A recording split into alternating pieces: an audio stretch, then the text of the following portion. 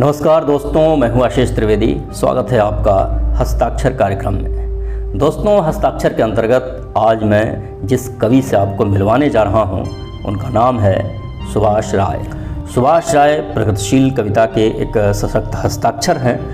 1 जनवरी 1957 को उत्तर प्रदेश के मऊ ज़िले में आपका जन्म हुआ।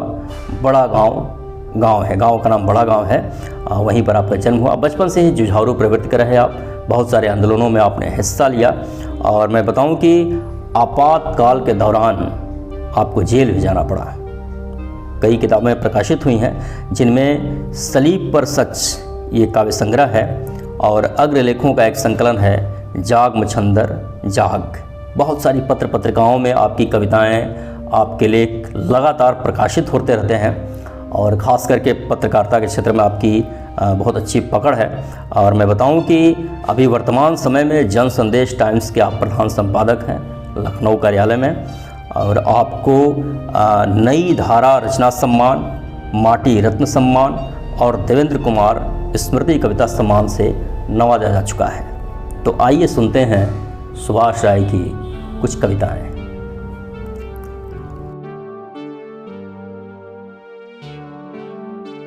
पहली कविता जो मैं आपको सुनाने जा रहा हूं वो एक प्रेम कविता है। आइए सुनते हैं। तुम बताओगे प्रेम क्या है? देह की मादक गहराई में उतर जाने का पागल उन्माद या कुछ और? तप्त अधरों पर अधरों के ठहर जाने के बाद की खोज है या कुछ और? मासल शिखरों पर फिरती उंगलियों से उठती चिंगारी भर या कुछ और?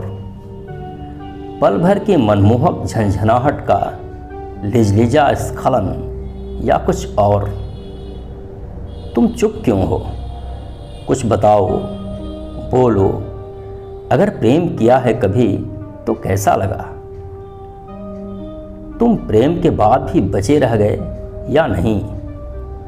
प्रेम के बाद कोई और चाह बची या नहीं? एक बार पूरा पा लेने के बाद भी बार बार पाने की उत्कंठा तो शेष नहीं रही। अगर तुमने सचमुच प्रेम किया है तो मैं जानता हूं तुम चुप रहोगे, बोलोगे नहीं, बोल ही नहीं पाओगे ना। तुम सुनोगे ही नहीं मेरा सवाल।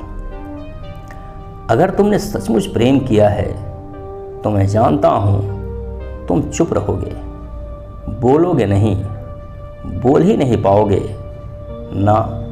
तुम सुनोगे ही नहीं मेरा सवाल। प्रेम देह को मार देता है। आँखों का अनंत आकाश एक दहकते फूल में बदल जाता है। पूरा आकाश ही खिल उठता है। पलकें गिरती नहीं, उठती नहीं। कानों में गूंजती है वीणा महामौन की, और कुछ भी सुनाई नहीं पड़ता। फिर कमल हो या गुलाब या गुलदाउदी, न दिखते हैं, न महकते हैं, न भाते हैं। गंध में बदल जाता है पूरा अस्तित्व। देह जीते हुए मर जाता है तो प्रेम जन्म लेता है। जब किसी में उतर जाता है प्रेम, वह जीता ही नहीं अपने लिए, वह रहता ही नहीं अपने लिए। कभी ऐसा हुआ क्या तुम्हारे साथ? याद करो, पीछे मुड़कर देखो। कभी करुणा बही क्या आंखों से? कभी मन हुआ भूख से बिलबिलाते बच्चे को गोद में उठा लेने का? सबके दुख दर्द में शरीक होने का? दूसरों के लिए जीवन लुटा देने का? नहीं हुआ तो सच मानो तुमने प्रेम नहीं किया कभी। तुम प्रेम की परिभाषाएं चाहे जितनी कर लो, जितनी अच्छी कर लो, पर प्रेम का अर्थ नहीं कर सकते। प्रेम खुद को मार कर सब में जी उठना है। प्रेम अपनी आंखों में सबका सपना।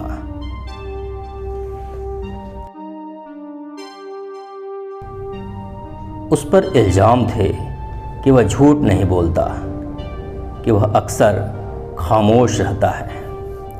उसे देखने को ललायत थी भीड़, बहुत दिनों से कोई दिखा नहीं था इस तरह सच पर अड़िग।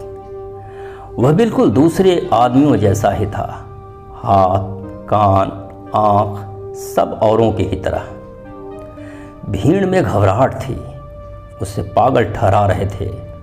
आत्महत्या पर उतारू है, बेवकूफ़, मारा जाएगा।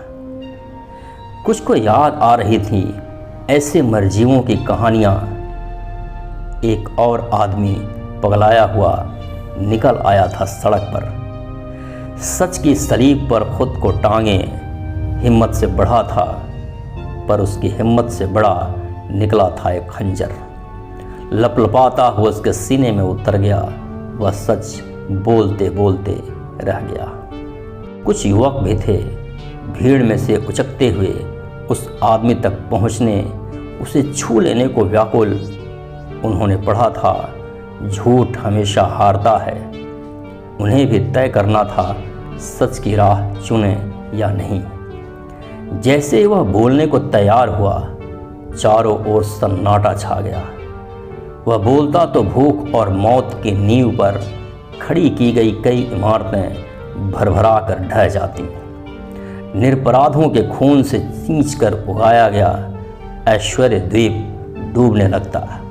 वह बोलता तो आदमी के चेहरे लगाए भेड़िए पहचान लिए जाते। पर हर बार की तरह इस बार भी वही हुआ।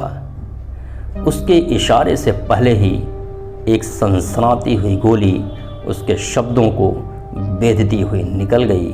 वह पहाड़ की तरह गिरा, सच को संभाले। वह मर गया, पर सच जिंदा था। कल फिर कोई निकलेगा आदमी होने का ऐलान करते हुए। सच उजागर होने तक बार बार मरकर भी उठ खड़ा होगा मरजीवा। ये कविता हाल ही में अभी कथादेश पत्रिका में प्रकाशित हुई है और शीर्षक है घर नहीं पहुंचा अभी। मैं गांव तो आ गया हूं, पर घर नहीं पहुंचा अभी तक।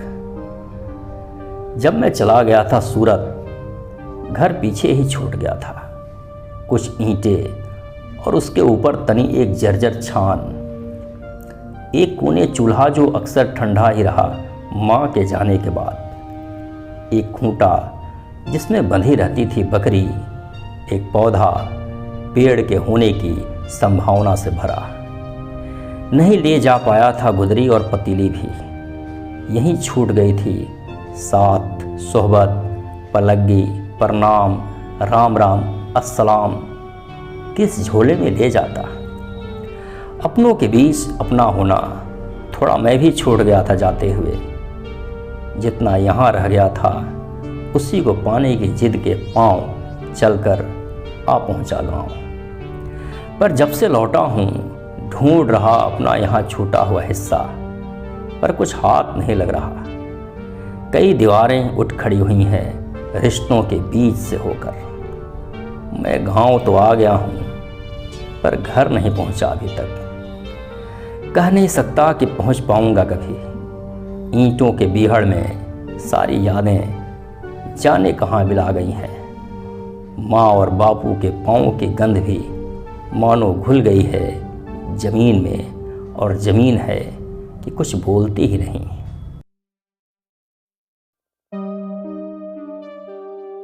आखिरी कविता जो मैं पढ़ने जा रहा हूँ उसका शीर्षक है नीरो। ये कविता भी अभी हाल ही में कथादेश पत्रिका में प्रकाशित हुई है। आइए सुनते हैं। खतरनाक बात यह नहीं कि रोम जल रहा है, खतरनाक बात यह है कि अब आग रोम के अलावा छोटे छोटे गांवों में भी दाखिल हो गई है। आग नीरो ने ही लगाई है। वह चाहता है कि आग धधकती रहे ताकि वह अपने शत्रुओं को लांछित कर सके।